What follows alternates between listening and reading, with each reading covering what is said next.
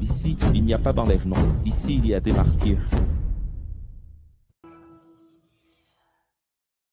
Université X, 72 cours. Il n'en reste plus que 20, pas? La 42e, Bereshit 2, Ancien Testament original. Je ne sais pas si vous vous souvenez, nous sommes en train de voir une compilation de l'Ancien Testament original en 4 parties. Quelles sont ces 4 parties? Création et Genèse originale, qui se termine aujourd'hui, innocence, conscience et gouvernement humain. 2. Patriarcal, juge et loi. Cela commencera au prochain cours, Torah originale. Ensuite, poétique.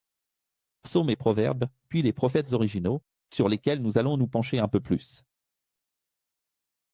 Ça suffit? Non? Genèse 2. Et après qu'Élohim eut travaillé à la fin du 6e jour, et au début du 7e, le Créateur acheva enfin les cieux et la terre, ainsi que toutes les créations de l'eau, de la terre et de l'air. Je vais éclairer. Les textes originaux ont été déformés.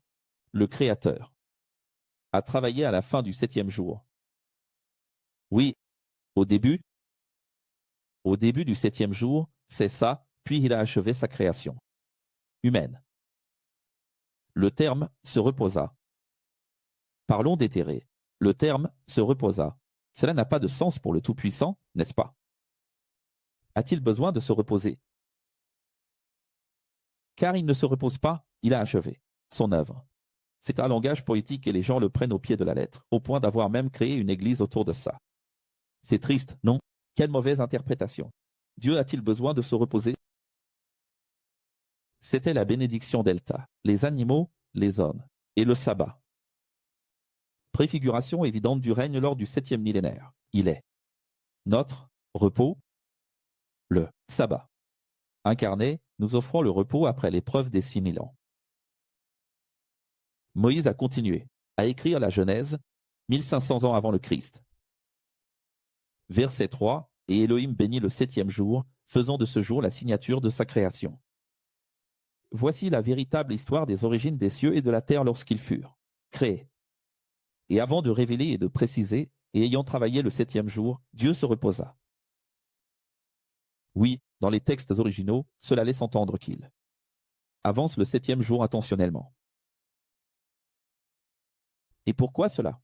Parce que la transition, en réalité, n'est qu'une préfiguration eschatologique, car il y aurait 7000 ans d'Homo sapiens, 6000 ans d'épreuves, qui vont du dimanche au vendredi, et le sabbat commence à 18h le vendredi, et se termine à 18h le samedi. Et ce Shabbat est la préfiguration du millénium. Mais vous savez bien qu'en réalité, avant de commencer le week-end, on travaille un peu à la fin du vendredi, n'est-ce pas? Et on travaille un peu à la fin du vendredi pour ensuite se reposer pendant le week-end, et notre week-end, c'est le royaume. Mais au début du royaume, il y aura du travail. Et c'est pour cela qu'il est dit « Dieu ayant travaillé », parce qu'il y aura un peu de travail au début du royaume. C'est pour ensuite que nous puissions transformer ce monde et l'améliorer. Et là, oui, nous aurons moins de travail. N'est-ce pas? Oui. C'est drôle, parce que la robotique et l'IA arrivent déjà pour nous prévenir de cela. Qu'il y aura moins de travail, mais il y aura toujours du travail, une transformation mondiale.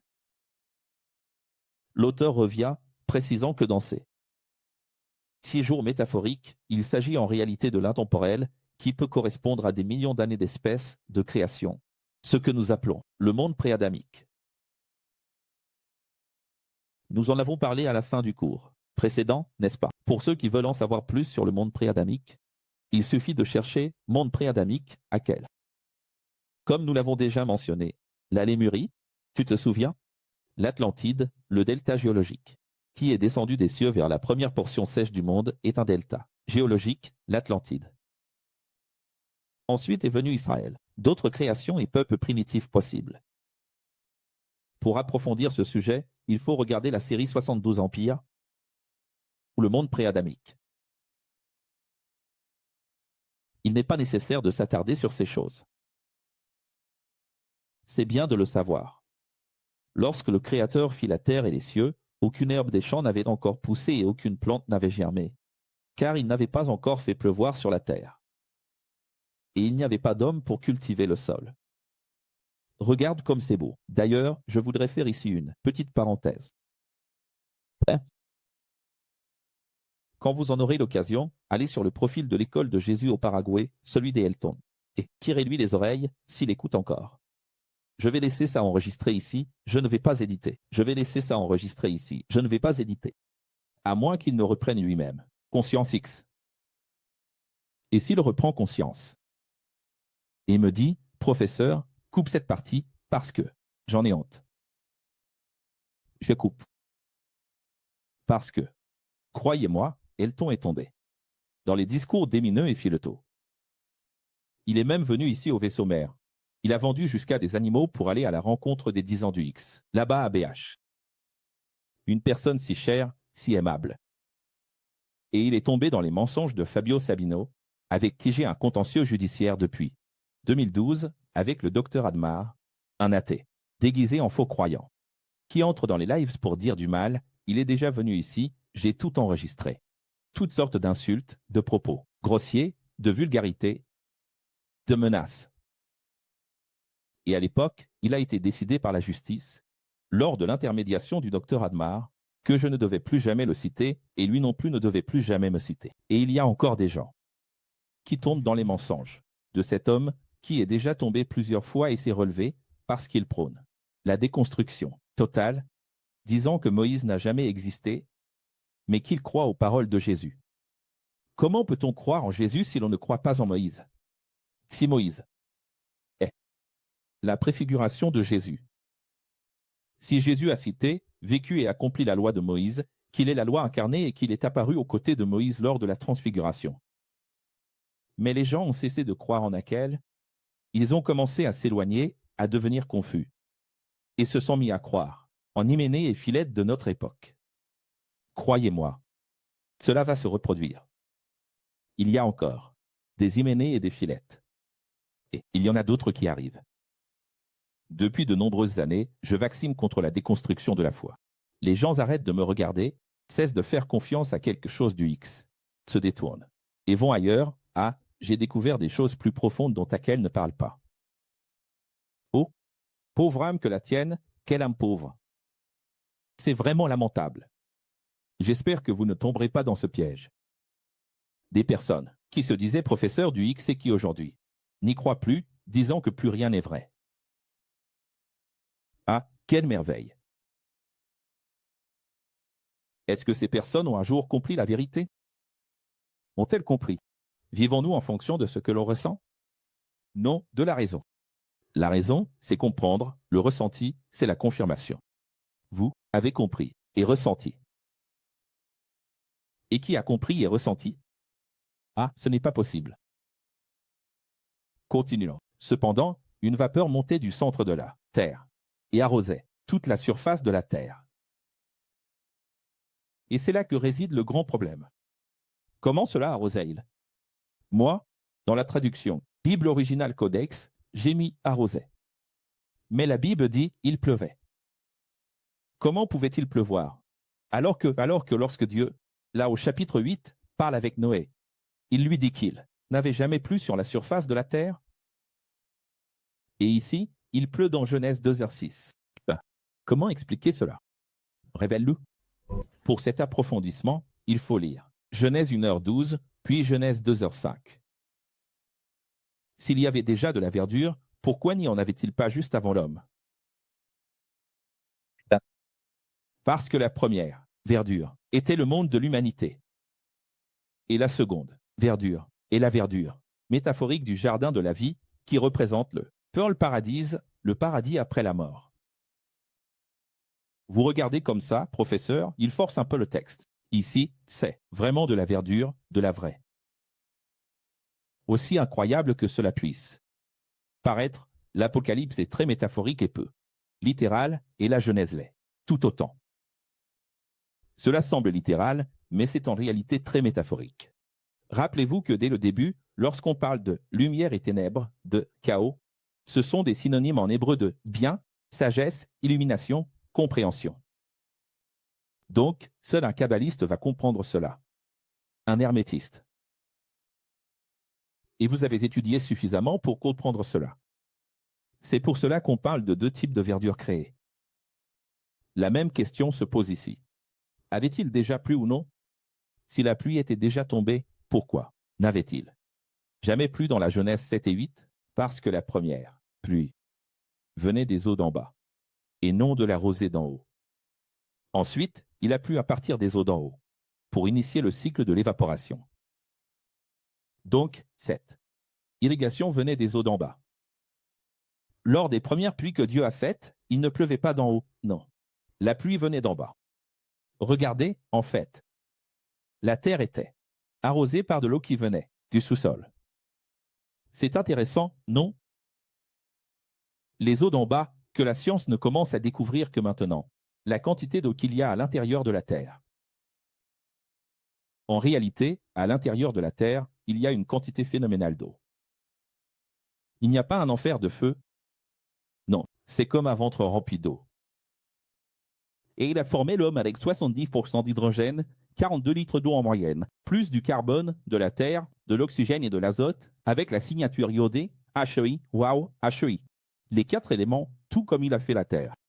Il a fait la terre avec le feu, la terre, l'air et l'eau, et il a fait l'homme avec de l'oxygène, de l'hydrogène, de l'azote et du carbone. Il a façonné l'homme à partir du carbone et de l'eau, et a insufflé l'oxygène et l'azote, le souffle de la vie, et le cœur a commencé à battre. Mais le jardin, qui est le véritable cœur, la tête, n'avait pas encore l'Éden. Oui. C'est ça qui est magnifique. Révélé.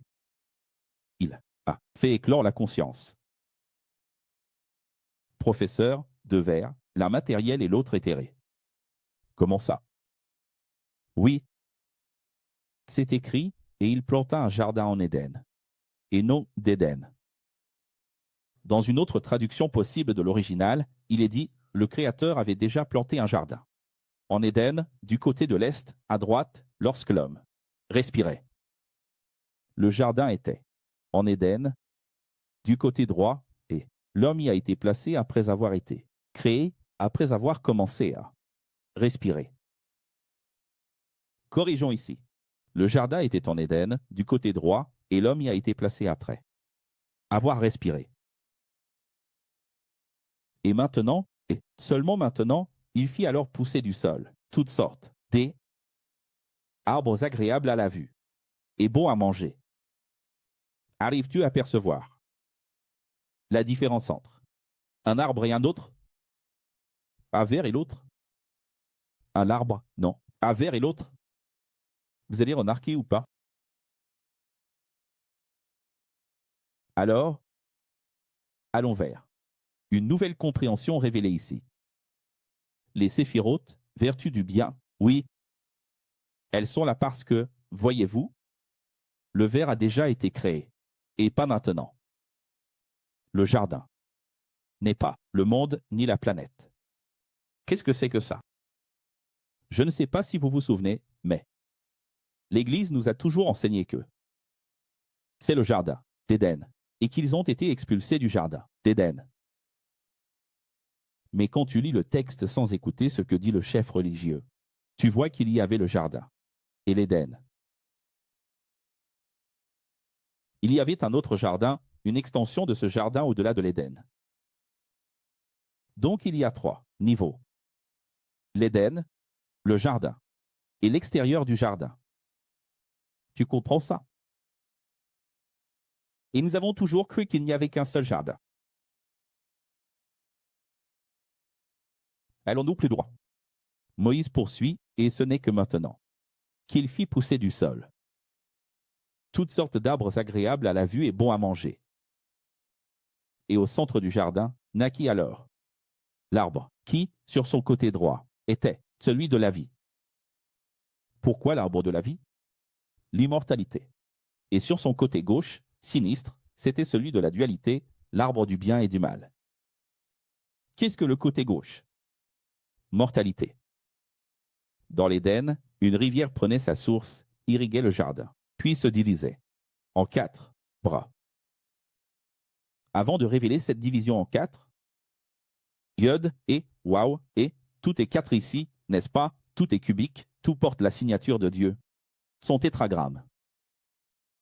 Mais avant d'en parler, je veux que vous compreniez exactement cette question des deux vers. Voyez que, bien avant, Dieu avait déjà donné l'ordre au vert de l'arc-en-ciel, pour que les champs existent, les herbes verdoyantes. Mais maintenant, un autre ver apparaît. Et ce ver, comme je l'ai dit, il y a une distinction simple. Vous voyez, même en portugais, il n'est même pas nécessaire d'aller jusqu'à l'hébreu. Jardin dans l'Éden, jardin de l'Éden, denrée 2.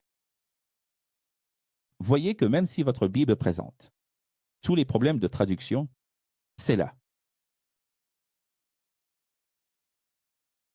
Quels sont ces 4-là?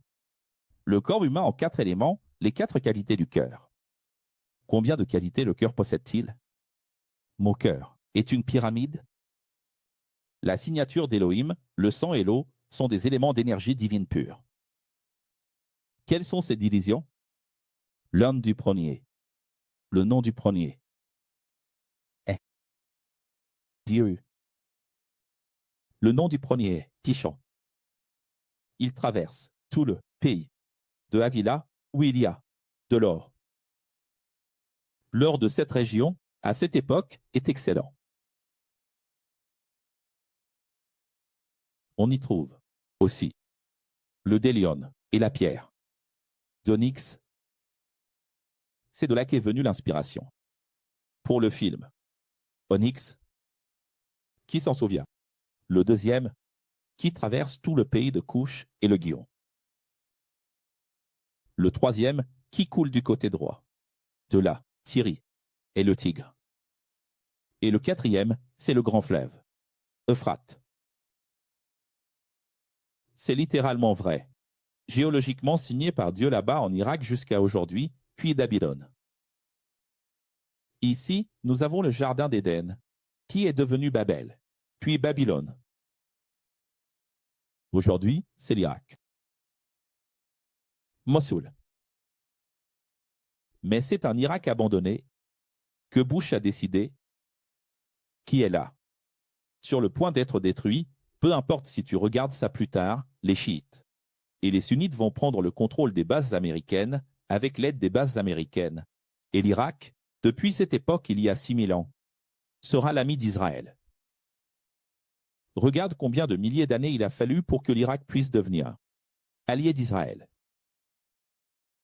Mais ici, géologiquement, spirituellement, cela représente ton cerveau. Ce sont les principales voies sanguines du cerveau. Allons-nous plus loin?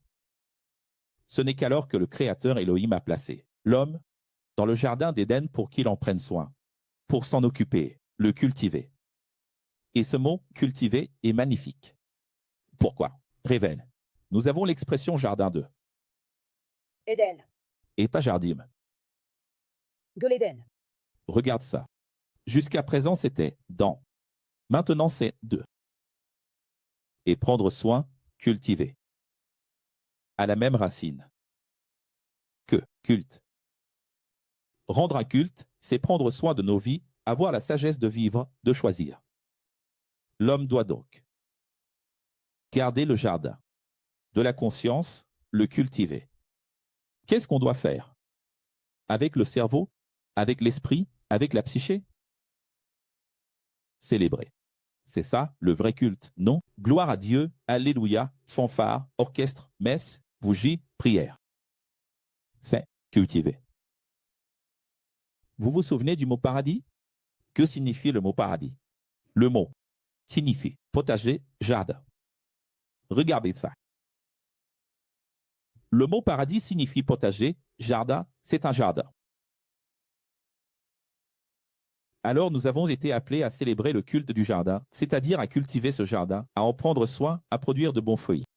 Voici la Torah originale. Pourquoi la Torah originale est-elle ici? Parce que la Bible donne la conscience dont parle l'ex-rabbin Paul aux Romains. Tu te souviens? Alors, où la première Bible est-elle apparue? Dans le jardin. dans le jardin. Et la véritable loi du Créateur Elohim était celle-ci, tu peux manger librement de tout arbre du jardin. Pour rester dans elle, innocence. Il y a donc 3 phases.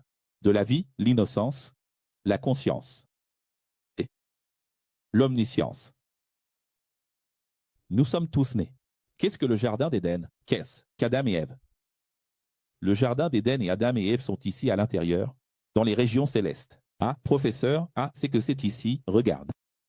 L'Euphrate est ici, regarde, et le Tigre, regarde, hypophyse et pinéal, 3e œil, tu vois. Regarde. Et pourquoi? Parce que tout se passe ici à l'intérieur. Qu'est-ce que les scientifiques n'ont découvert qu'aujourd'hui? Que notre esprit projette la réalité, projette la pseudo-existence, ce que l'on pense. Exister, ce que l'on croit être tangible, au point même de dire.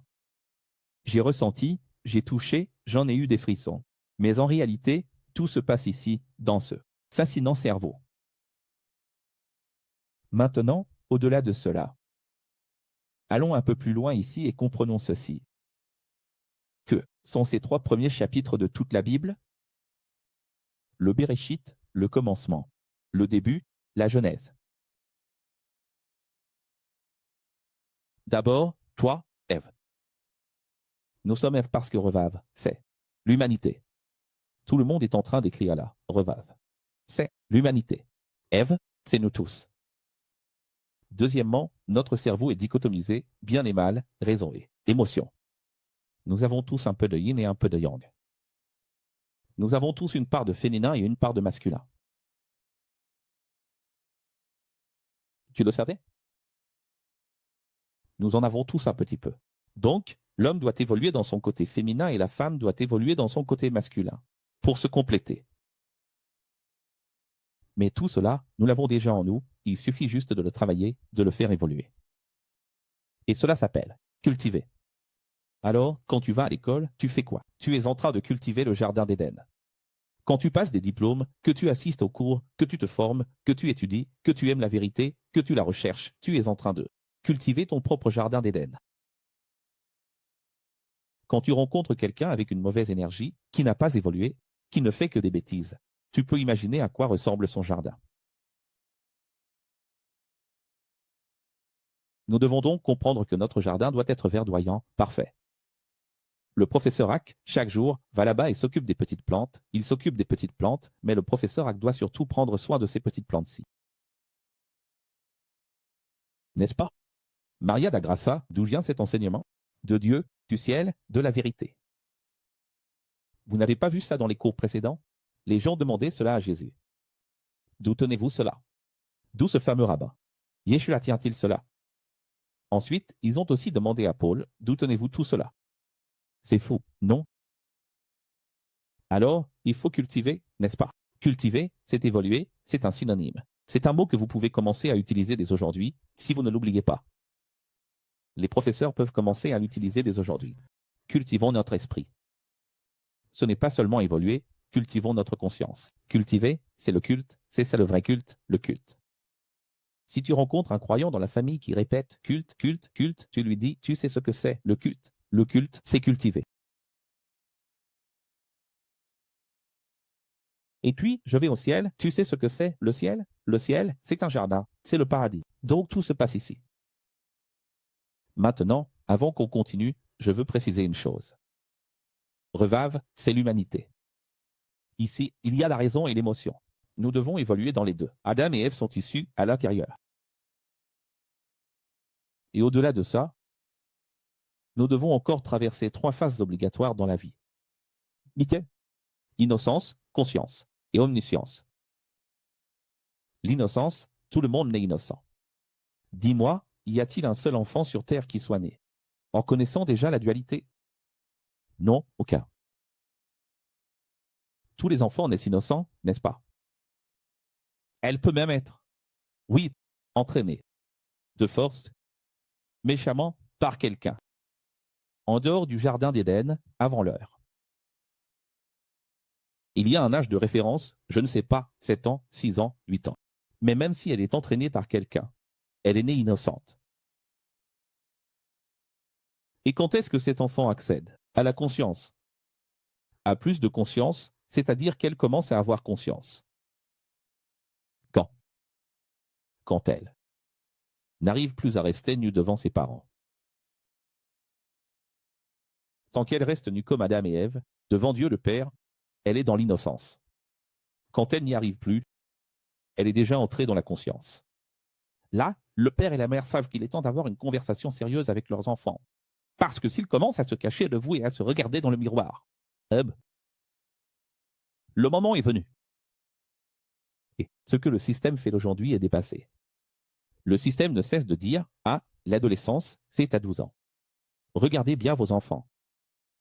À 9 ou 10 ans, ils savent déjà tout. Et vous auriez déjà dû avoir cette conversation avec eux. À 9 ou 10 ans, ils sont déjà dans la conscience. Beaucoup le sont à 8, 9, 10, 11 ans. Aujourd'hui, c'est rare une fille. Avant, ça arrivait. On trouvait une fille de 13, 14 ans, qui était encore dans l'innocence. C'était un miracle. Mais aujourd'hui, en revanche, il y a une infantilisation des gens. Ils veulent à tout prix maintenir les gens dans l'innocence alors qu'ils sont déjà conscients, c'est absurde. Et on recommande toujours le film Captain Fantastic pour apprendre ce que c'est d'être un père, un professeur, qui éduque, qui vaccine ses enfants avant qu'ils n'attrapent les virus du monde, avant que quelqu'un d'autre n'arrive le premier, n'est-ce pas? Enfin, nous allons vivre la conscience. Pourquoi l'adolescence est-elle si amère? Pourquoi l'adolescence est-elle si difficile? Parce que c'est un mélange d'innocence et de conscience.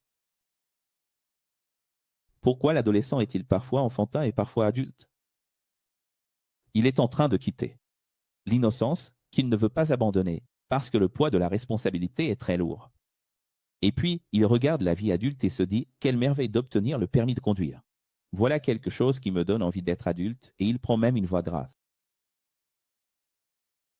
Mais quand il s'agit de responsabilité, de travailler, d'étudier, de payer des factures, il redevient un enfant. Et il reste coincé là-dedans. Des sommets et des crises. Quand ça l'arrange, il veut être adulte. Quand ça ne va pas, il veut redevenir enfant. Mais tant qu'il ne s'est pas trouvé lui-même, il continue comme ça jusqu'au moment où la réalité le rattrape. Cette réalité arrive généralement à 16, 17, 18, 19, 20 ans. Il y a des gens qui sont en retard. Puis la réalité tombe, c'est une vraie prise de conscience, et là, c'est fini. C'est pour ça qu'il y a autant de gens qui cherchent à attirer l'attention, qui menacent de se couper, et tout ça, et blablabla. Et il y en a même qui se coupent, malheureusement, parce qu'il manque l'éducation des parents, les parents ne sont pas assez présents, n'est-ce pas? Ils cherchent à attirer l'attention et tout ça. Pourquoi? Parce que le sol de la réalité, c'est la vie en dehors du jardin. On est au paradis et on va mourir en retournant au paradis. C'est vrai ou pas? Alors, naître au paradis, c'est vraiment génial. Non, fantaisie. Si tu veux savoir, l'Église dit que j'irai au paradis. Ah oui, tu vas au paradis? Tu sais ce qu'il y a au paradis? Le paradis, c'est le jardin, c'est le royaume. On n'a pas lu l'Apocalypse 21 et 22? Qu'est-ce qu'il y a dans l'Apocalypse 21 et 22? L'arbre de vie, le jardin, tout à nouveau. Ça va arriver de nouveau. L'Éden. Et qu'est-ce qu'il y a dans la Genèse 1 et 2? Le jardin. Comme ça a commencé, ça finira. Comme ça finira, ça a commencé. Comme ça a été, ça sera. Et tout est pareil. Ourador. Tu sais, la Bible, ce n'est pas comme ça. Ta Bible n'est pas comme ça. Ta Bible, en fait, je vais faire quelque chose ici qui va abîmer ma Bible, mais elle est comme ça. Regarde. Celle-ci, c'est difficile. Voilà. Regarde. Tu dois prendre la Genèse, qui est la tête du serpent, atteignant sa propre queue, sa propre extrémité. Genèse et Apocalypse, qui se rejoignent, c'est un cercle, c'est le zéro, c'est l'absolu.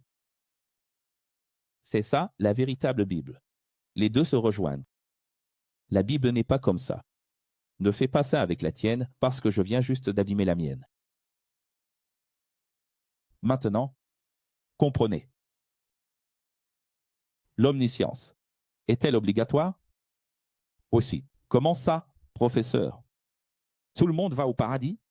Tout le monde va au paradis. L'Écriture dit que l'homme va expérimenter et comprendre ce qu'il a perdu. Nous avons vu cela dans l'Apocalypse. Ce que nous appelons la réhologrammation. Il atteindra l'onyx.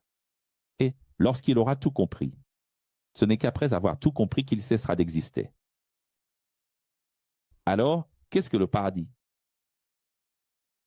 Qui se souvient de son enfance ici? Vous vous souvenez de la série Paradise où j'ai expliqué qu'il y aurait de la fantaisie. Pourquoi y aura-t-il de la fantaisie? Qu'est-ce qu'on a quand on est enfant? Au fait semblant. C'est cet univers des enfants qui va revenir, mais cette fois avec conscience. Quelle est la différence entre nous qui allons au paradis et un enfant qui naît au paradis? C'est que l'enfant naît au paradis, innocent. Nous serons au paradis, en étant conscients. Imaginez pouvoir redevenir enfant, mais en étant conscient. N'est-ce pas merveilleux?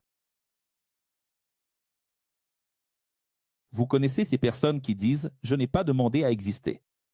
J'aimerais tellement redevenir enfant, laissez tomber ce. Toi incroyable. Voilà, cannabis, cocaïne, sexe, drogue, rock'n'roll, juste pour pouvoir oublier le poids de la réalité. On prend des médicaments pour dormir, des médicaments contre l'anxiété, des anxiolytiques. En réalité, tu n'as pas besoin de faire ça. Tout cela, c'est de la bêtise. Tu dois juste comprendre une chose, nous allons redevenir des enfants. Reste tranquille, nous allons retourner à la maternelle. C'est le paradis. Alors, qu'est-ce que l'omniscience? Comprendre, tout comme Dieu comprend. Accéder à tout. Pour cela, il faut regarder le film Lucie, qu'il a déjà vu. Et la véritable loi du Créateur Elohim était celle-ci, de tout arbre du jardin, on peut manger librement pour rester dans l'innocence. Mais de l'arbre de la dualité, dans la sphère de la conscience, la connaissance du bien et du mal, il ne fallait pas manger. Car si tu en manges, tu ne seras plus innocent et tu recevras le mal pour avoir choisi de vivre le mal. Alors, le Créateur déclara, ce n'est pas bon. Mais ce n'est pas bon, ce n'est pas que ce n'est pas bien, c'est que ce n'est pas idéal, ce n'est pas le moment, le temps n'est pas venu pour que l'homme soit seul. L'homme aura une compagne, afin de former la dualité, le couple, quelqu'un pour l'aider, pour être son partenaire. Alors, quelle est l'idée du mot couple? Mariage. Même esprit dans la même maison. Mariage. La création d'extrait senestre. Comme nous l'avons révélé dans la Genèse 1h27, mâle et femelle. Qu'est-ce que mâle et femelle? Dieu est-il mâle? Dieu est-il un homme? Alors, il y a ces pasteurs qui sont scandalisés par l'idée du film La Cabane ou de la Bible présentant Dieu comme une mère, car il y a maintenant beaucoup de films qui montrent Dieu comme une femme. Mais quelle absurdité! La Bible dit qu'il est mâle. C'est écrit ici, c'est dans la Bible, c'est dans la Bible, c'est dans la Bible, c'est dans la Bible. On ne trouve que le Dieu mâle, ange mâle, tout est mâle. Cela correspond à la taille de l'esprit des dirigeants des églises. Quel petit Dieu est-ce donc qu'ils prétendent adorer? Un Dieu qui doit absolument être mâle, alors que Dieu n'a créé le mâle et la femelle qu'ici. Il existait déjà, avant même que le mâle et la femelle n'existent. C'est lui qui a créé le mâle et la femelle. Il n'existait pas de mâle et de femelle. Comment pourrait-il être mâle s'il n'existait pas de mâle et de femelle? L'esprit est vraiment étroit, n'est-ce pas? Le nom du film, c'est Lucie, écrit à Marcos, là. Les amis, je ne sais pas si vous l'avez remarqué pendant le cours, mais je cite plein de choses. Tous ces films sont importants. Captain Fantastic, Lucie, tout ça se trouve sur le portail x.tv.dr, dans nos archives à télécharger. Il y a même une liste de recommandations de films. Allons plus loin. Ayant donc Elohim formé de la terre. Tous les animaux des champs. Et tous les oiseaux du ciel, tous les. C'est vraiment tous les. Petit détail ici, il faut corriger. Et Elohim forma de la terre tous les animaux des champs et tous les oiseaux du ciel, et les amena vers Adam pour voir. Pour voir. Ici le texte est décousu, attendez une minute. Il a amené Adam pour voir comment il les appellerait. Alors, regarde, le soin de Dieu, n'est-ce pas? Il a donné à Adam la possibilité de donner un nom aux animaux. Qui seraient ses compagnons? Qui seraient? Qui forment le règne animal, comme nous l'avons dit lors du dernier cours, c'est-à-dire l'être humain involué. Qu'est-ce que le règne animal? L'être humain involué. Pourquoi j'aime autant un petit chat, un petit chien, une calopsite? D. Un poisson. Pourquoi j'aime autant? Parce que c'est un être humain involué qui me tient compagnie. C'est la première génération de robots, n'est-ce pas? Tu dis, ah, l'homme est en train de créer l'I.A. L'I.A. existe déjà, mon ami. L'I.A. de Dieu est parfaite, ou pas?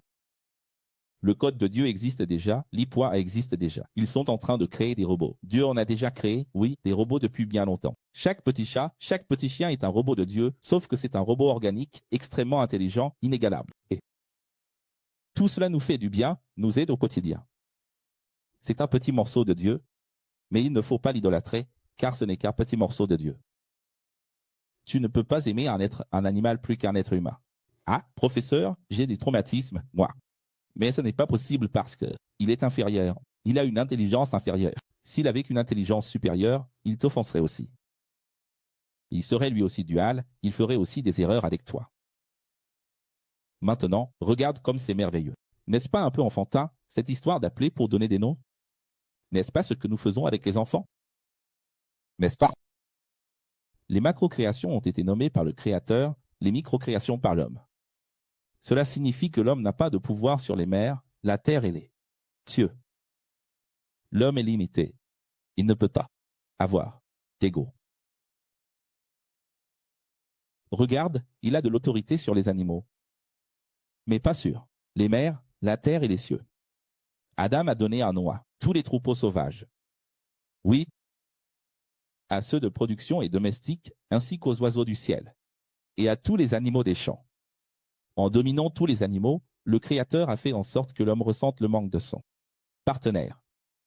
Alors, Elohim a profondément anesthésié Adam, qui s'est endormi, et en extrayant ses cellules souches, son ADN, il a refermé l'opération parfaitement sans laisser de cicatrices. C'est ça que veut dire prendre une côte. Pour l'amour de Dieu, n'allez pas croire qu'il s'agit vraiment d'une côte. C'est vraiment ridicule. Parce qu'ensuite, il y a le pasteur qui croit tout savoir, tous ces théologiens qui disent « La femme a été tirée de la côte, elle n'a pas été tirée de la tête pour ne pas commander l'homme. Et elle n'a pas été tirée du pied pour ne pas être humiliée. Elle a été tirée de la côte pour marcher à ses côtés. » Alléluia. Et puis il y a ces autres pasteurs qui pensent tout savoir, les prêtres qui disent « L'homme est la tête, mais la femme est le cou, et c'est le cou qui fait tourner la tête. » C'est faux. C'est la tête qui fait tourner la tête. C'est le cerveau qui donne des ordres au cou. Le cou ne commande pas au cerveau, c'est le cerveau qui commande au cou. Donc, même leur argument ne tient pas, même pour eux-mêmes. Quelle étroitesse d'esprit ont ces croyants, ces dirigeants.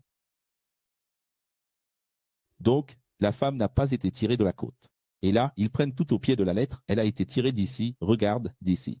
Elle n'a pas été tirée d'ici, mon fils. D'accord. Ce n'est pas pour ça que tu aimes les massages. Non. Et il y a aussi, j'ai déjà entendu des chefs religieux dire que l'homme était très grand, que la côte de l'homme était immense. Avec côte. Il avait beaucoup de côtes. Et puis, après que Dieu a fait la chirurgie et a retiré la femme, l'homme est devenu tout maigre, il est devenu plus petit. Oh, quelle petite chose. Moi aussi, je ris, beaucoup en voyant des personnes féministes. Je ris. Avec respect, mais vous vous trompez. Féministes et défenseurs des droits des femmes. C'est merveilleux, il faut vraiment se battre. Mais, en appelant la femme. Femme. Femme signifie molle, lâche, fragile. La première chose que les femmes qui défendent les droits des femmes devraient faire, c'est de ne pas appeler la femme femme. Parce que femme, le mot femme, son étymologie, c'est molle. Comme vous l'avez appris dans la série Mozart. Alors, pourquoi? Cela n'a-t-il jamais été changé? Le 8 mars, nous serons là à la Symphonique, la journée de la femme. Donc, il faut réfléchir à ça. Je ne sais pas. Il va falloir qu'on revoie ça. Sans gauchisme, pour l'amour de Dieu. Mais c'est magnifique dans l'original. Regardez. Avec l'ADN qu'il avait prélevé de l'homme, le Créateur a fait une femme, Sophie, et l'a amenée à lui. Et pourquoi une femme? Pourquoi Sophie? Parce que c'est dans cette compréhension-là. Je parle ici de choses bien plus profondes. Révélées.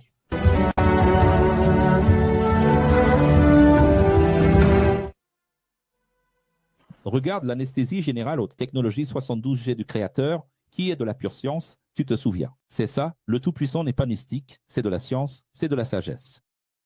Extraction de la génétique d'Adam, le sperme.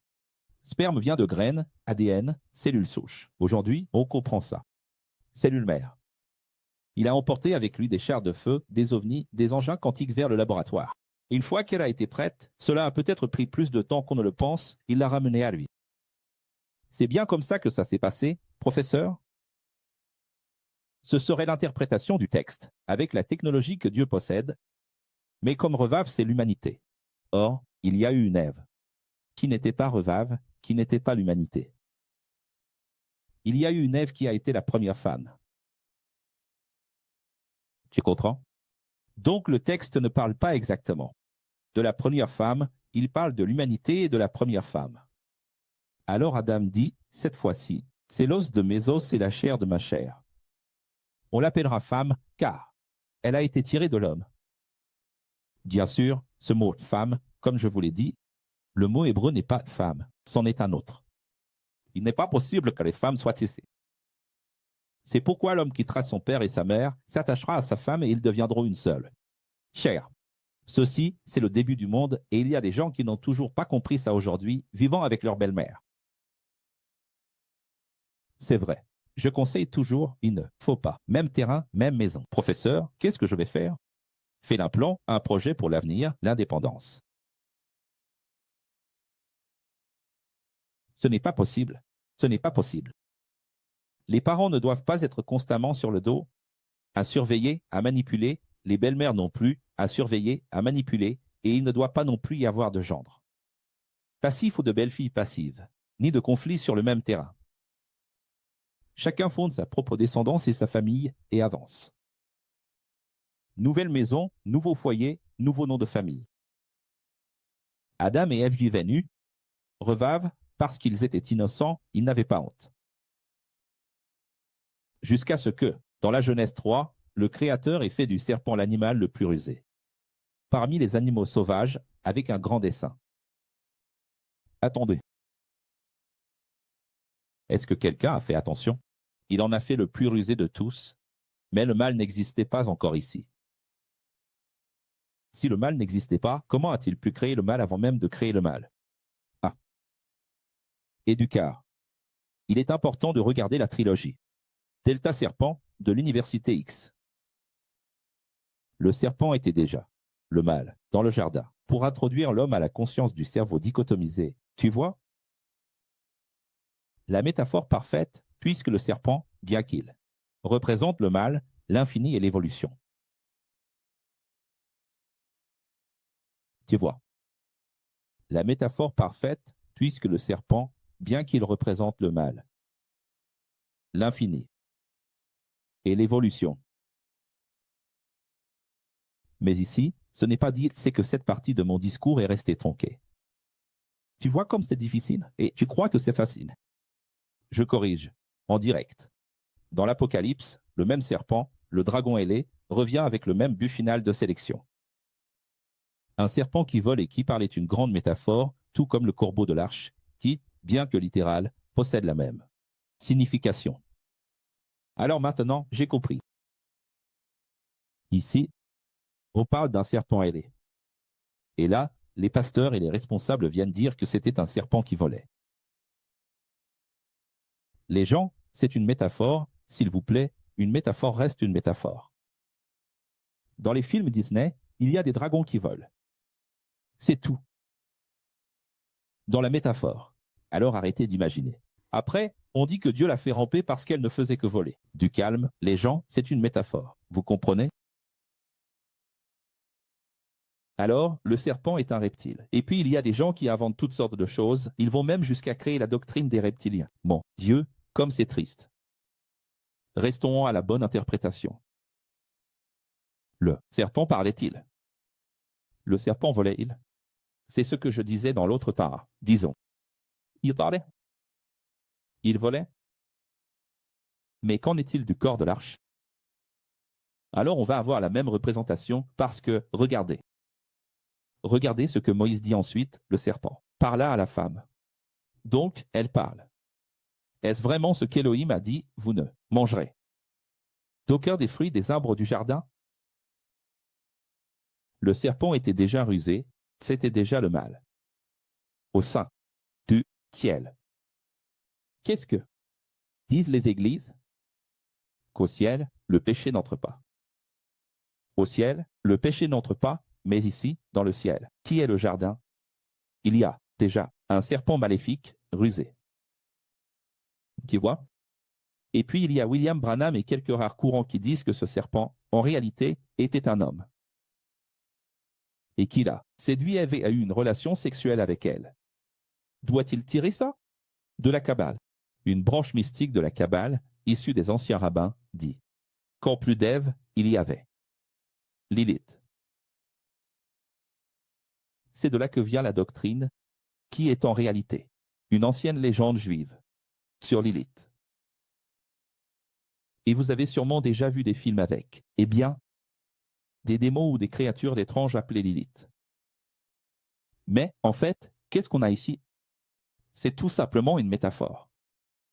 C'est tout simplement une métaphore. L'explication, selon laquelle le serpent est la voie rusée nécessaire dans l'enfance pour nous pousser, de façon inévitable, à la conscience. As-tu appris? C'est vrai ou ce n'est pas vrai qu'aucun de nous ne parvient à se débarrasser de cette voie. Le serpent, tu le vois là, et voilà. Et si Dieu a permis au serpent, Angelo, d'être là, dans notre tête, alors, le serpent a été créé par Dieu lui-même. Quel est ce Dieu qui est intemporel? Qui savait que l'homme allait faillir face à cette tentation? Regarde la tentation, tu ne peux pas manger de celui-ci. Et qu'est-ce que fait le serpent? Qu'est-ce que fait le serpent? Quel est le tout premier filtre de l'histoire? La relativisation. Est-ce vraiment ce qu'il a dit? Et il commence à relativiser une règle. Et c'est là le grand problème de l'ego. C'est vrai ou pas? Tu dis, écoute, je vais là-bas et je reviens dans 2 heures, s'il te plaît, laisse ce verre ici. Une demi-heure plus tard, quelqu'un dit, mais il a dit ici. Sur la table. Ce n'est pas qu'on ne peut pas y toucher, c'est qu'il faut le laisser sur la table. Puis une autre personne dit, mais si on prend le verre, qu'on l'utilise et qu'avant les 2 heures, on le remet exactement au même endroit. Il est toujours là. Alors, c'est la voie du serpent, c'est notre tentation de l'ego. L'ego est toujours poussé à relativiser la règle. Soumets-toi à la règle. Pourquoi Dieu a-t-il fait le monde ainsi? Parce que Dieu sait que notre petit ego, qui est notre diable, notre mal, veut relativiser les règles à notre avantage pour ne pas avoir à suivre scrupuleusement quelque chose qui va à l'encontre de l'intérêt général. Parce que la règle là, c'était quoi? Pour la tout. Le tout, c'était seulement Adam et Ève, mais c'était le tout. Et ce tout composé de 2 personnes, c'était pas celui-là. Pour ne pas corrompre le système. Le système de Dieu, c'est-à-dire, tout est un système. Dieu a créé un système, c'est ce qu'on appelle l'ordre des choses. Parce que vous vous souvenez qu'au commencement, c'était le chaos. Et qu'a fait Dieu? Il a créé l'ordre. Alors, qu'est-ce qu'on est en train de voir ici maintenant? Cet écran sur lequel tu me regardes, ce corps que tu as avec ses cellules, qu'est-ce que c'est? Ça s'appelle l'ordre. Si tu observes bien, tout ce qui existe est une unité de particules et une unité de cellules. En fait, tout est un ordre. Et qu'est-ce que notre ego veut? Aller à l'encontre de l'ordre, n'est-ce pas? La même stratégie d'Élohim, Matthieu chapitre 4 et Luc chapitre 4, qui s'en souvient. Quel était le critère? Avoir, être. Et le pouvoir. Et le pouvoir, toujours en citant la parole de Dieu, l'ordre et le chaos, et l'ordre et la voie, cherchant à briser, à altérer.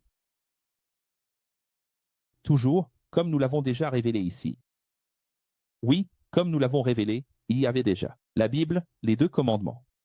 Quels sont les commandements du Jardin d'Éden? Bien avant Moïse. On lit: gardez le jardin et cultivez-le, produisez. Alors, voyez, quand la Bible relevait de la conscience. Avant la Bible écrite, quelles étaient les règles de Dieu dans le jardin? Dans le paradis, il y avait un commandement. Gardez le jardin et cultivez le jardin. Le serpent n'est que la personnification de la voie supplémentaire de l'arbre de la conscience. Donc, en réalité, ce serpent était tout simplement le côté gauche qui s'activait. Et alors, que vont dire certains en se basant sur les rabbins kabbalistes? Qu'il s'agissait d'un homme séducteur qui a eu une relation avec Ève de la haine et l'enfant du mal, la semence du mal, Caïn. Ensuite, oui, après avoir trompé Adam, elle a demandé pardon, son mari lui a pardonné, elle a eu une relation avec Adam et Abel est né. Ah, pour l'amour de Dieu, voyons. Donc, ce n'est pas ça que dit le texte. Le texte dit que la voie séductrice n'est pas liée au sexe, la voie séductrice existe parce qu'elle est, tout comme une sauterelle, l'incarnation d'une feuille. Vous avez déjà remarqué, n'est-ce pas, que la sauterelle est une feuille évoluée. De la même manière, ce serpent est le côté gauche de l'arbre évolué, c'est la personnification de cette voie. C'est ce qui fait parler l'arbre. D'accord? L'arbre n'est-il pas l'interdiction? L'HERB, l'arbre n'est-elle pas la loi? N'y avait-il pas une règle concernant cet arbre? Et ce n'est pas auprès de cet arbre que le serpent est apparu? Alors le serpent, c'était l'arbre qui parlait. Le côté gauche de l'arbre a commencé à lui parler. Ah, professeur, maintenant j'ai compris, quel bel arbre qui parle. Non, tu n'as pas encore compris. Ce n'est ni un arbre, ni un serpent, ni rien de tout ça. C'est juste une métaphore pour comprendre que le côté gauche personnifie et commence à relativiser en nous. Mais Revave répondit au serpent, non, ce n'était pas comme ça. Il a bien été dit que nous pouvions manger des fruits des arbres du jardin, mais que le fruit de cet arbre qui se trouve au centre du jardin, l'arbre de la connaissance du bien et du mal, qui représente la dualité, Elohim a dit, qu'il n'était pas permis d'y toucher, car cela nous apporterait la mortalité. C'est-à-dire, regarde l'ampleur du travail de la thèse de doctorat, comme notre ego est habile avec les mots. Dis la vérité. Parfois, tu dis, élève un tel, lève-toi et parle du cours d'hier, il n'y arrive pas, rien ne sort. C'est vrai ou pas? Je veux une page de ma résumant le cours 52, rien ne sort. Au mieux, il y a quelque chose, mais c'est du copier-coller. Mais si tu mets la faute sur la personne et que tu dis, tu as fait telle chose. J'ai appris que tu as fait une erreur, que tu as fait telle chose. Là, tout de suite, il sort une dissertation de serpentisation professionnelle, c'est incroyable. Quelle dissertation, quelle inspiration satanique qui arrive, parce qu'à ce moment-là, la personne enchaîne. Si j'avais été là et que j'avais fait ça, et blablabla, pourquoi tu ne sais pas? Et pour se défendre, les gens sont de vrais professionnels. Tu as déjà remarqué à quel point notre ego est fort, justement parce qu'il n'est pas bon? Il ne s'agit même pas de toucher aux vertus du mal, à l'ego diabolique, ce n'est pas de consommer. C'est d'accepter de faire, de toucher, de penser, de désirer, de flirter avec le danger, avec la méchanceté, de réfléchir, d'avoir du contrôle sur nos faiblesses. Laisse-moi corriger ce texte ici, regarde. Dans l'ego diabolique, il ne s'agit pas de consommer. Point virgule, il ne s'agit pas de consommer. C'est accepter, faire. Point virgule. Toucher, penser, désirer, flirter avec le danger. C'est-à-dire, c'est très important. Je vais maintenant vous montrer la version corrigée pour que vous puissiez la lire à l'écran. Que devons-nous comprendre par consommer ici? Consommer, c'est accepter. C'est-à-dire, qu'est-ce que accepter quoi, professeur? Accepter. Je vais devoir rouvrir le fichier. Il s'est fermé. Accepter. La relativisation du serpent. Qu'est-ce que le serpent est en train de faire avec nous? Il est en train de relativiser. Et quelle est la proposition du filtre? Que nous acceptions. Alors, dans Genèse 2h9, il est dit Dieu. Chie des arbres agréables à la vue, tentateurs. Regardez ça, c'est merveilleux. Je me souviens de quand j'ai donné ce cours. Et aujourd'hui, j'approfondis. Il y a deux choses que Dieu a faites ici, très claires, vraiment très claires. Dieu a fait du serpent la plus rusée de tout avant même de créer le mal, avant que le mal n'existe. Mais le mal existait déjà parce qu'il est dit, plus loin vous verrez. Pour qu'il ne devienne pas comme l'un de nous, c'est-à-dire, l'un de nous, l'Élohim était déjà le bien et le mal. Et il a fait du serpent le plus malfaisant. Et maintenant, qu'est-ce qu'il fait? Des arbres, agréables à la vue, c'est-à-dire tentateurs. C'est écrit dans n'importe quelle traduction. Non, tu peux prendre n'importe quelle traduction. C'est impressionnant. Les arbres sont agréables, feuillus, c'est-à-dire c'est un filtre séduisant pour vraiment tomber dedans, comme ce qui se passe à l'adolescence. Ta chute est inévitable, tu vas tomber. La dose d'hormones que Dieu a mise dans la sécrétion, dans notre physiologie, de fluide, de matière organique, c'est ce que nous sommes. C'est-à-dire, quand tu es adolescent, vouloir devenir adulte, vouloir être indépendant, vouloir expérimenter, vouloir vivre, vouloir savoir. C'est inévitable. Il n'y a aucune chance que, s'il défaisait tout et recommençait, l'autre Adam et l'autre Ève tombent à nouveau. Car il les a déjà fait tomber, il a créé un arbre, tentateur, et un serpent qui relativise. On tourne ou pas? On tourne. Ah oui, on tourne. Et qu'est-ce que font les églises? Regarde comme. La philosophie X est magnifique, n'est-ce pas? Qu'est-ce que font les églises? Les églises disent, c'est la faute d'Ève, le machisme. Ah, si ce n'était pas. Ève, on ne serait pas là. Oui, si Ève n'avait pas fauté, nous serions encore au paradis aujourd'hui. Grâce. Oui, et à cause du malheur d'Ève qui est tombée, nous sommes dans ce malheur. Ou bien c'est la faute d'Ève, ou bien c'est la faute des premiers hommes. Ah, parce qu'Ève et Adam ont fauté. Manqué. C'est leur faute. C'est la faute d'Adam. Et Ève, c'est ça? C'est comme accuser le peuple qui a trahi Jésus et l'a abandonné sur la croix. C'est pareil que de blâmer le peuple. Dans le désert, qui a tourné en rond pendant 40 ans, les rebelles. Personne ne change. Si tu es loyal aujourd'hui, tu l'aurais été à l'époque de Jésus, à l'époque de Moïse et aussi dans le jardin d'Éden. Et si tu n'es pas loyal, tu aurais aussi été comme ces rebelles. Tu n'as pas besoin de te réincarner dans le passé. Tu aurais été là-bas ce que tu es aujourd'hui. Qu'est-ce que tu es aujourd'hui? La même chose, hier, aujourd'hui, pour l'éternité. La même essence, l'ontologie. Je dis ça, les amis, mais il y a des gens qui disent « Oui, professeur, mais si vous aviez été là-bas, comment cela se serait-il passé? Comment? Ça aurait été pareil. J'aurais été là, même personne. » Maintenant, Adam et Ève, non. Alter, Adam et Ève, nous serions tous tombés. Nous serions tous tombés. Il n'y avait pas moyen de ne pas tomber.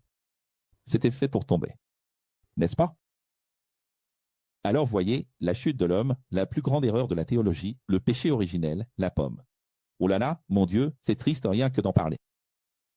L'Église catholique fait des images de pommes, d'apple, de sexe. Comme disaient les agnostiques, tout ça n'est que supercherie, selon l'original.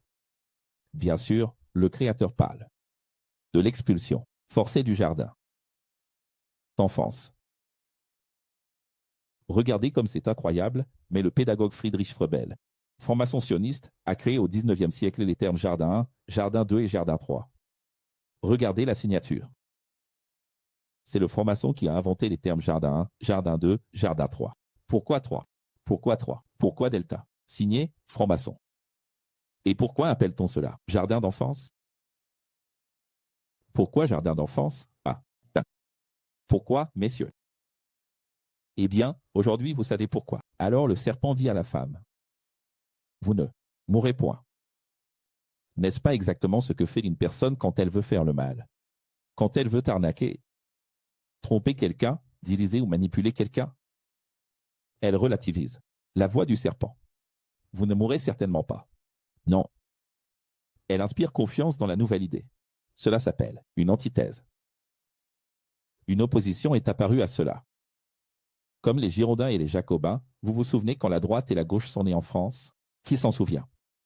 Parce qu'Élohim a mis cela ici exprès pour que vous en mangiez. Et le jour où vous en mangerez, vos yeux s'ouvriront et vous serez comme Élohim. Oui, et vous serez comme Élohim. Virgule, dualité. Avec la sagesse du bien et la sagesse du mal. C'est-à-dire, regardez comme c'est merveilleux, tout ça. Je vais remettre ça à l'écran pour que vous puissiez voir, d'accord? Il l'a mis exprès. Et il dit, vos yeux s'ouvriront si vous en mangez et vous serez comme Élohim. Autrement dit, le serpent nous révèle quelque chose.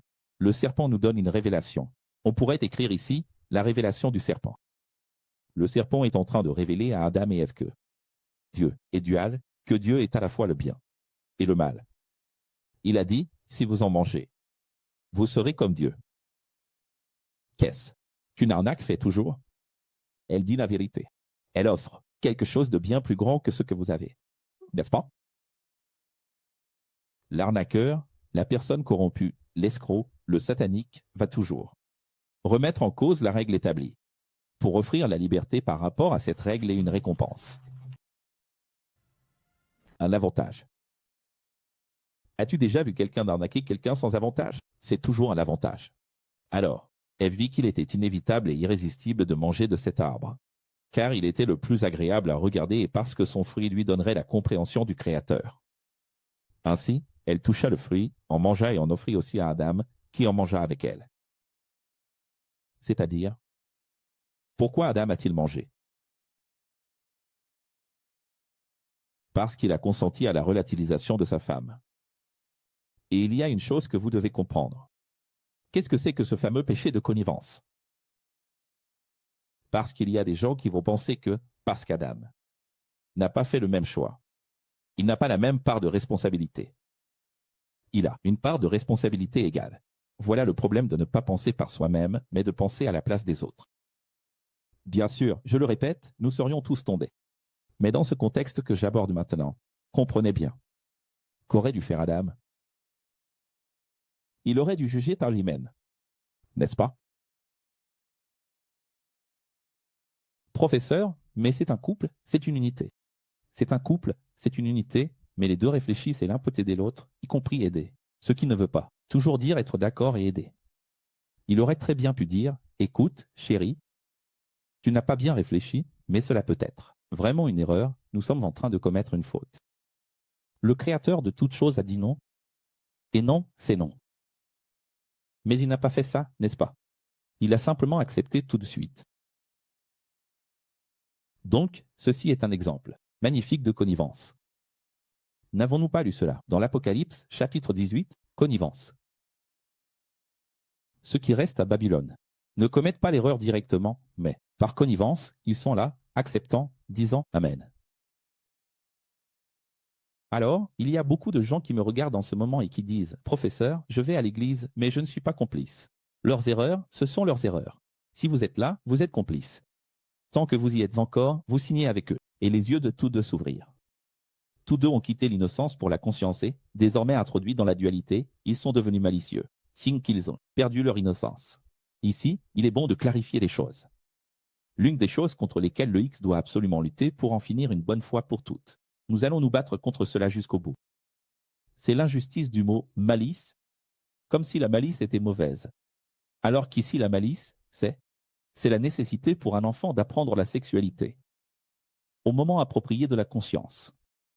Donc, en passant de l'innocence à la conscience, quand on arrive à l'adolescence, il faut le savoir. C'est une partie de la vie, c'est organique. Mais qu'est-ce que l'Église a diabolisé et créé? Malice. Tu as déjà remarqué que, quand on discute de quelque chose, en famille, quelqu'un dit quelque chose et quelqu'un d'autre répond, tu commences déjà à dire des bêtises, tu dis n'importe quoi. L'autre dit, tu parles de malice, tu dis des choses mauvaises. Mais pourquoi le sexe serait-il de la malice? Regarde ça, Malicia. Depuis quand le sexe est-il devenu mauvais? Quelqu'un peut m'expliquer? L'Église, c'est-à-dire l'ascétisme. Qu'est-ce que l'ascétisme? L'Église catholique a créé l'idée. Et pas seulement l'Église catholique, n'est-ce pas? Grand-mère, mère et fille ont créé l'idée. Que moins de plaisir, c'est plus de sainteté. N'est pas de plaisir. D'où vient que le sexe serait de la malice? La malice, c'est tromper. La malice, c'est mentir. La malice, c'est être infidèle, non? Ça, c'est de la malice.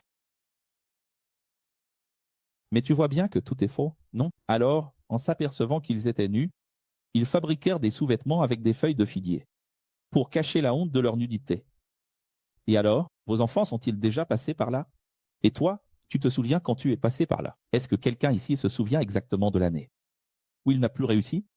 Je ne m'en souviens pas. Vous arrivez à vous en souvenir?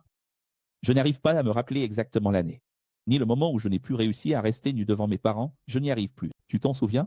Moi, je n'y arrive pas. Toi, tu arrives à t'en souvenir. Ça fait tellement longtemps, non? Le Créateur se promenait toujours dans le jardin à 18h et, sachant Adam et sa femme qu'il était l'heure, ils se sont cachés parmi les arbres du jardin. Regarde le poids de ça. Aïe, aïe, aïe. Ils l'ont révélé. Presque. Tous les théologiens disent que Dieu se promenait dans le jardin à midi, à minuit, et c'est faux.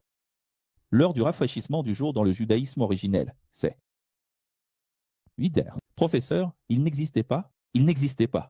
De calendrier juif, même. Les Hébreux n'existaient pas encore ici. Mais celui qui écrit ceci, c'est Moïse, qui est hébreu, qui est le père des Juifs, et qui, 1500 ans avant le Christ, était déjà dans la conception juive. Tu comprends ou pas? Alors, Elohim demanda à Adam, où es-tu? Et c'est quelque chose de très intéressant, non? Quand Jésus était ici, il ne faisait pas exactement la même chose.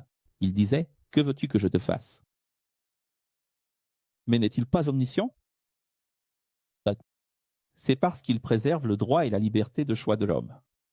Que veux-tu que je te fasse? Il ne le savait pas déjà? Pourquoi doit-il poser la question? C'est la même chose que les gens qui. Je suis fatigué de répondre à des personnes qui m'écrivent en disant, si le Créateur savait déjà qui allait gagner et qui n'allait pas, pourquoi n'a-t-il pas mis tout le monde directement au paradis ou en enfer? Pourquoi faut-il passer par tout ça ici pour arriver là-bas? Mon Dieu, mon enfant. Fais ça avec tes propres enfants. As-tu déjà imaginé un père âgé de 80 ans qui a déjà vu exactement quel enfant a réussi et lequel n'a pas réussi? Pensez comme ça. Il aurait tellement voulu revenir dans le temps pour déjà avorter celui-ci ou le tuer dès le début parce qu'il n'a rien donné de bon. C'est-à-dire, où est la liberté de choix de l'individu? Où sont les pères? Où est la liberté des gens de s'exprimer? Même si c'est pour le mal. Adam répondit, j'ai vu qu'il était l'heure pour le Seigneur de passer. Et, en entendant tes pas et ta voix, j'ai eu peur.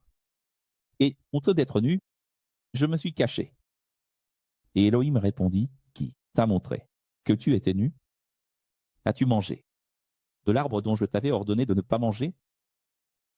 Regardez, il ne sait déjà plus. Alors Adam dit, la compagne que tu m'as donnée m'a offert le fruit de l'arbre et j'en ai mangé. Mais il était lâche, cet Adam, non? Même pas capable d'assumer la faute comme un homme. Mais cet Adam n'a jamais existé de cette façon, c'est pour ça que c'est une métaphore. Alors ça ne sert à rien de blâmer Adam. Adam. Adam est une préfiguration de quelqu'un qui a eu peur. Au moment où il a vu son père, le Créateur, arriver et le surprendre en flagrant délit, dans la honte, dans l'embarras, qu'est-ce que l'ego fait tout de suite? Devine ce que fait l'ego? Alors, deux choses que l'ego fait le plus. Relativiser. Au lieu d'obéir et d'être humble, il relativise. N'est-ce pas? Et la deuxième chose que l'ego adore faire, ce petit diable en nous, rejeter la faute sur les autres. N'est-ce pas? Externalisation de la faute. Ne blâmez jamais à moitié. Dire, ah, c'est la femme que tu m'as donnée. Ah, le professeur. Ah, l'élève. Ah, mon voisin. Ah, ma sœur. Aïe, aïe, aïe. C'est difficile, tu sais? Quand je fais de la pastorale ici, tu vois, je rêve du jour où je verrai quelqu'un me regarder et me dire, professeur, j'ai fait une erreur. J'ai fait une erreur. Je vais la corriger. Tu vas corriger. Regarde, Alter. C'est incroyable. Samedi, à l'école ici, je suis allé corriger des exercices au moment où j'allais parler. Tu as fait telle chose. Ah. C'est impressionnant. Je rêve juste que quelqu'un me regarde et dise « j'ai fait une erreur ». Mais j'ai aussi des doutes avec ceux qui disent trop vite « j'ai fait une erreur, j'ai fait une erreur ». Pardon, ça n'arrivera plus. Parce que ceux qui font ça recommencent. Tu ne peux ni rejeter la faute sur quelqu'un d'autre, ni faire ton mea culpa aussi vite. Parce que personne ne fait son mea culpa aussi vite.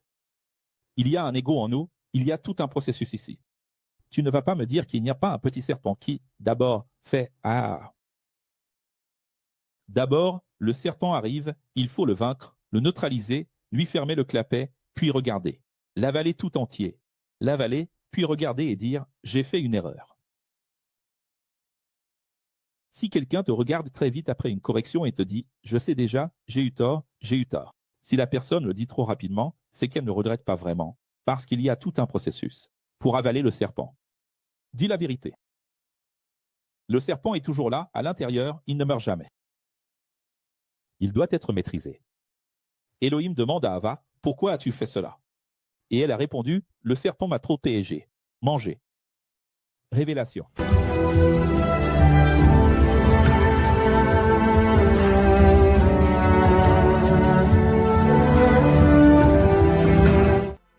Quel delta merveilleux, n'est-ce pas?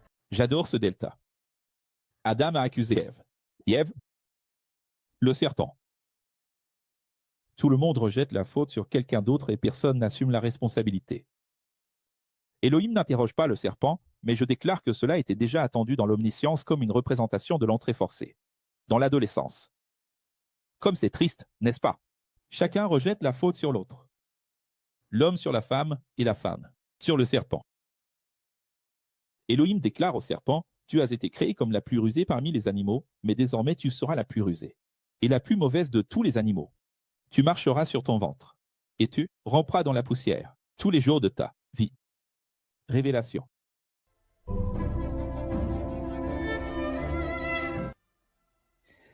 Tu vois, ceux qui sont remplis du Saint-Esprit prêchent partout que le serpent mange de la poussière, et que la poussière représente l'homme, mais dans l'original, il n'est pas question de manger la poussière, mais bien de ramper sur la poussière, d'être proche de la bouche. Ramper dans la poussière est un symbole d'humilité. Genoux dans la poussière, tête dans la poussière, bouche dans la poussière, n'est-ce pas? Ce n'était pas une punition, car elle avait déjà été créée et rusée. Il s'agit d'un dessin et d'une représentation claire de la dualité. Qu'est-ce que c'est? Une humiliation. Bouche dans la poussière. Devine ce que tu dois faire avec ton fichu ego, celui qui relativise la vérité et rejette toujours la faute sur les autres. Que la faute est toujours celle des autres, jamais la tienne. Devine ce que tu dois faire avec cet ego-là. Mettre sa bouche dans la poussière. Prends la bouche de l'ego et, hop, fais-lui manger de la poussière, écrase-la et dis, mange. La poussière. Tu seras l'adversaire, le Satan originel, de celui qui naîtra de la femme dans le futur. Toi, premier serpent descendant, Yeshua. Mais il te brisera la tête. C'est Jésus qui viendra, Yeshua, celui qui est venu pour sauver. Pourquoi Yeshua? Yah, Dieu, Shua, qui vient sauver. Il va écraser sa tête. Quant à Revav, le prix de la liberté, c'est la dualité du tamis. La femme souffrira pour enfanter. Les hommes domineront les femmes pendant de nombreux jours. Que signifie jour ici? 6 millénaires. C'est-à-dire la proposition du tamis, c'est le machisme. Alors un athée vient ici, un agnostique, un jeune, un peu plus intelligent de nos jours, il ne sera pas croyant, il ne sera pas évangélique, il ne sera pas catholique.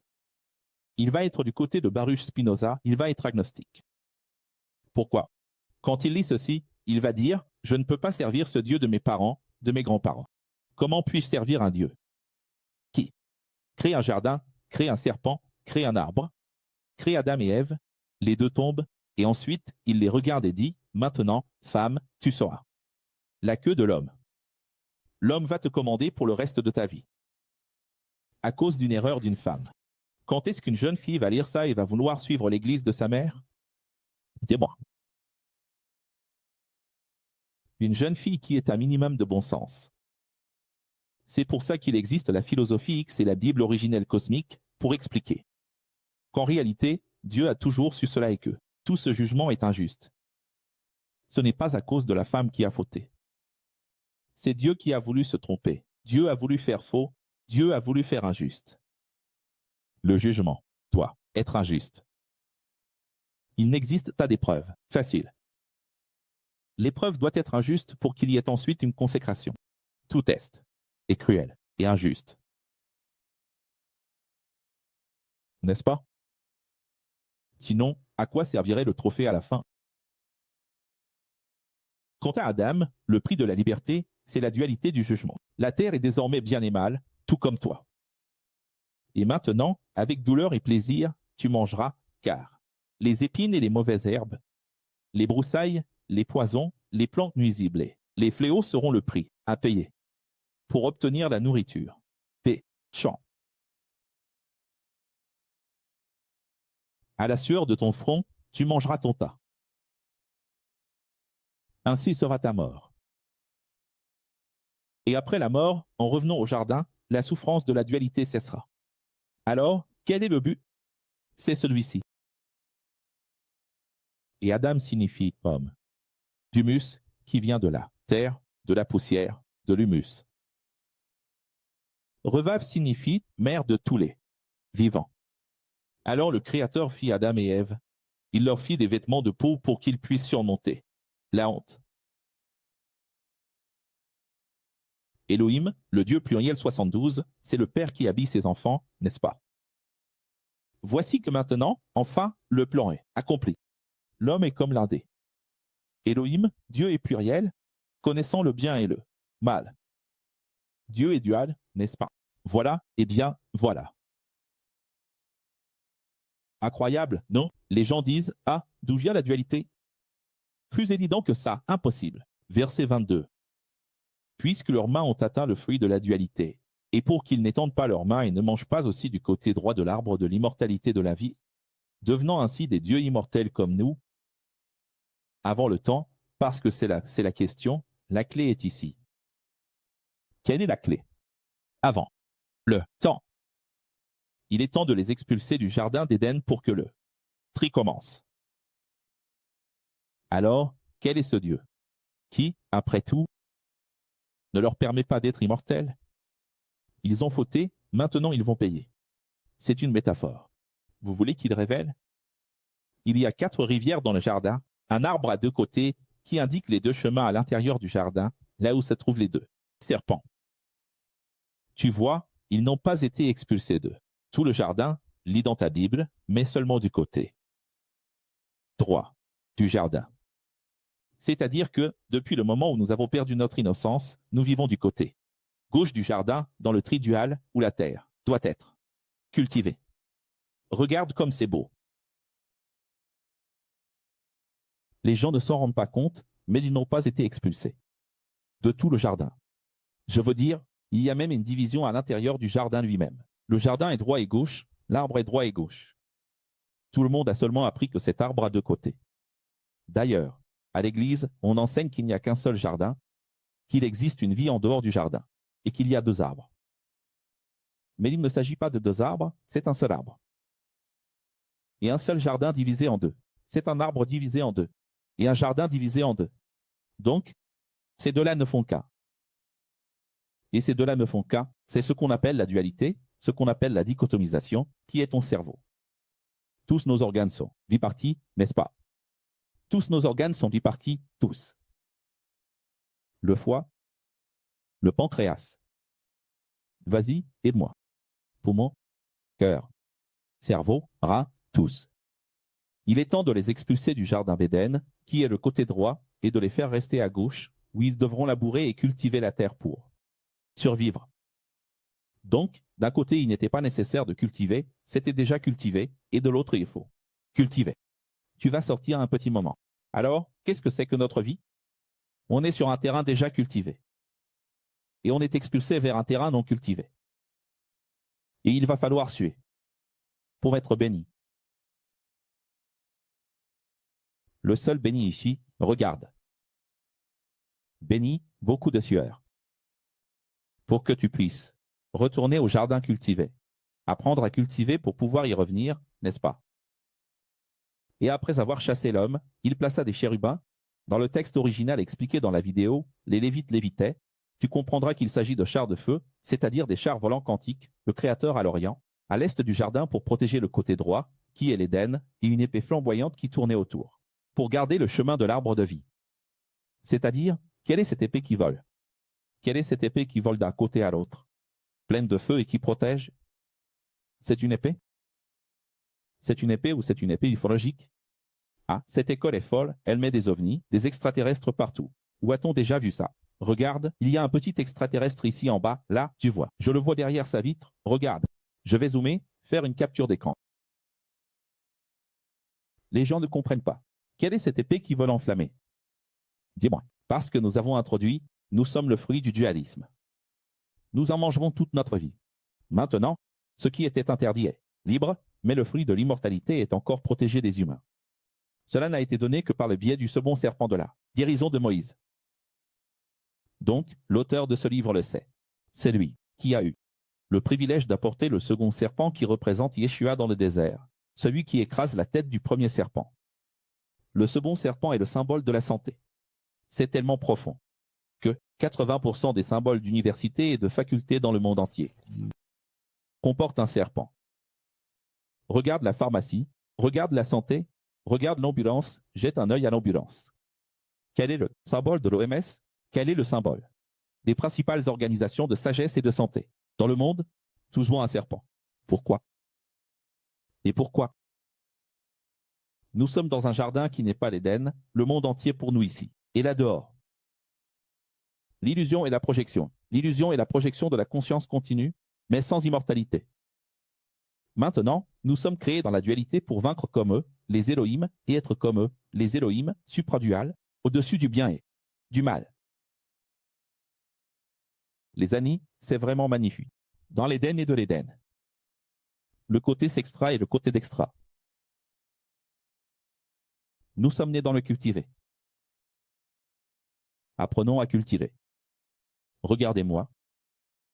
Ça fait à peu près. J'ai dû vivre je ne sais pas exactement, seul Dieu le sait. Je ne le saurai qu'après ma mort, mais j'ai dû vivre une dizaine d'années sur une terre. Déjà cultivée.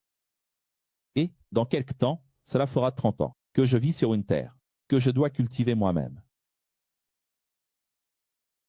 Et Dieu seul sait combien d'années il va falloir que. Quel âge as-tu? En quelle année as-tu perdu ton innocence? Depuis combien d'années es-tu conscient de cultiver la terre? Jusqu'à atteindre l'omniscience, là où l'on peut vraiment se reposer, parce que la terre est cultivée. Alors, se reposer, ce n'est pas ne pas travailler.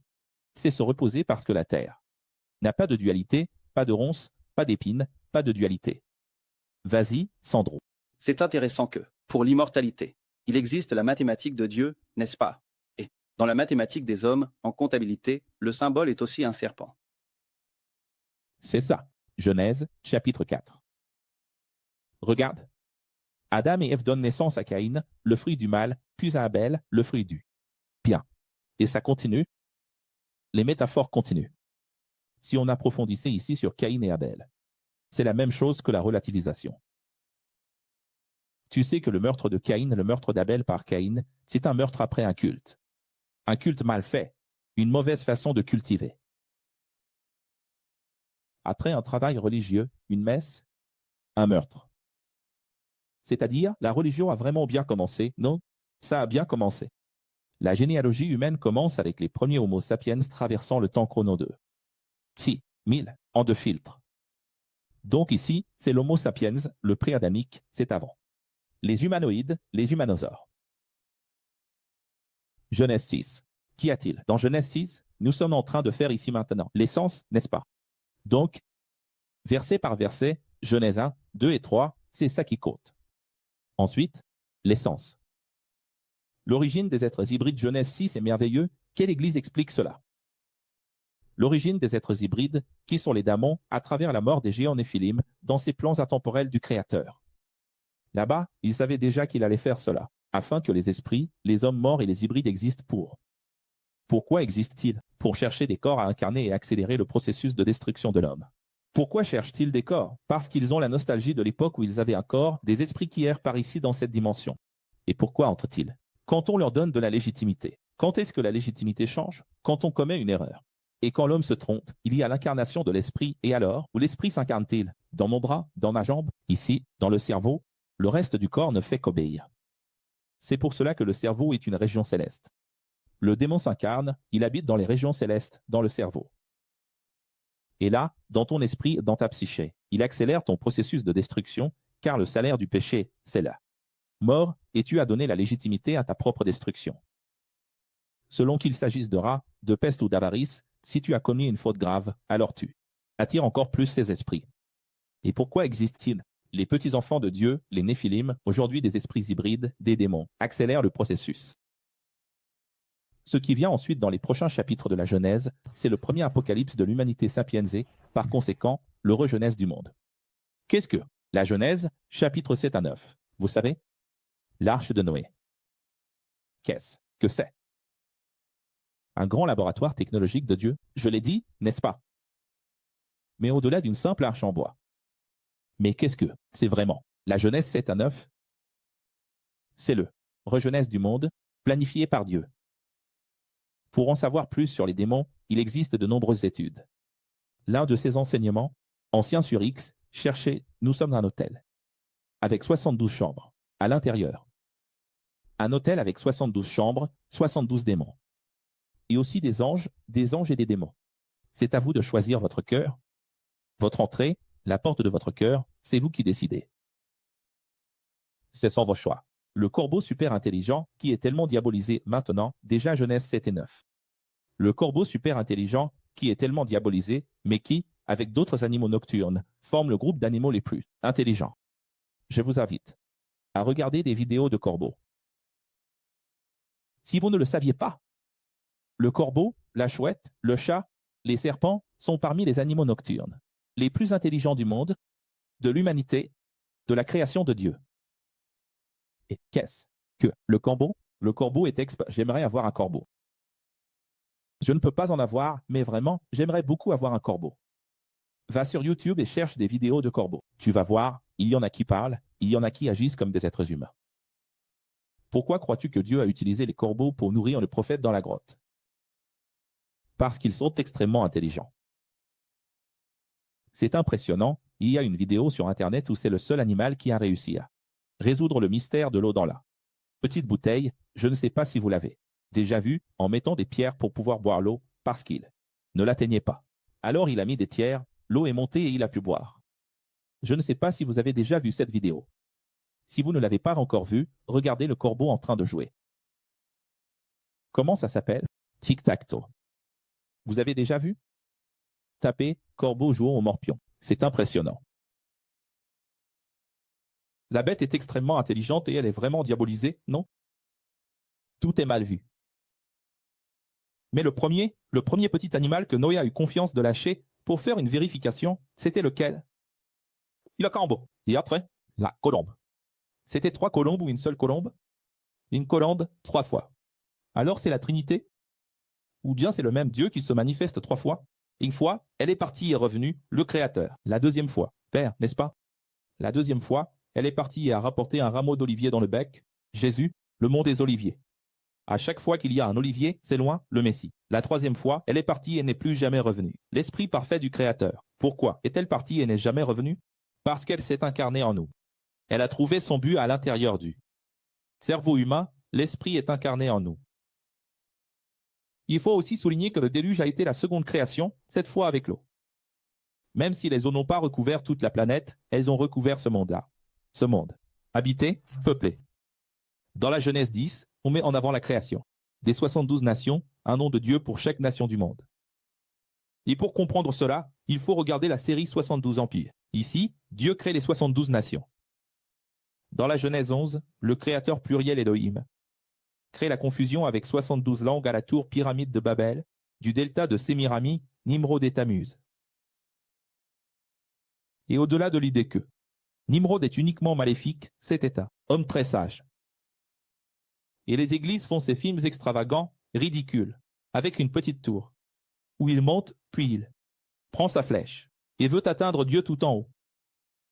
Alors Dieu le fait tomber de là-haut, là, je le fais tomber en bas. Oh là là, mon Dieu, ces choses tellement enfantines que font les églises. C'est vraiment trop triste. En réalité, la tour de Babel est une pyramide. Et c'est ça qu'on doit apprendre, ce que la franc-maçonnerie a compris. Qu'est-ce qui reste vraiment à l'humanité? Les constructions. Pourquoi l'Égypte est-elle si mémorable? Il a fait une pyramide. Si elle n'avait pas construit de pyramide, de Nokim, aux têtes, personne ne saurait même que l'Égypte a existé. L'Égypte est un pays d'Afrique et du Moyen-Orient, et on s'en souvient. Pourquoi ne se souvient-on pas de l'Éthiopie, de l'Ouganda? Pourquoi on ne s'en souvient pas? Parce que malheureusement, ces pays n'ont pas construit de pyramides, ils n'ont rien bâti de tel. Ils ont une belle culture et tout le reste, mais ils n'ont pas fait de franc-maçonnerie. Ils n'ont pas construit. Pourquoi se souvient-on de la France? Parce qu'il y a une tour. On se souvient de Rio de Janeiro, devine pourquoi? Devine où va Macron? Devine, à chaque fois qu'un président important vient ici, il va où? Au Christ Rédempteur. Pourquoi la boutique avant a-t-elle autant de succès? À cause d'une statue devant. Et quand le professeur à qui le nom met un ovni, met plein de choses ici devant, vous dites pourquoi faire ça comme le système? Parce que c'est la franc-maçonnerie, ce sont les constructions qui restent dans l'esprit des gens. Dans l'histoire de la Bible, de quoi se souvient-on uniquement? La tour de Babel, l'arche de Noé, des choses construites. S'il n'y a pas de construction, personne ne s'en souvient. Même la croix est une construction. S'il n'y a pas de construction, personne ne se souvient de ton histoire. Tu dois construire pour que quelqu'un se souvienne de ton histoire.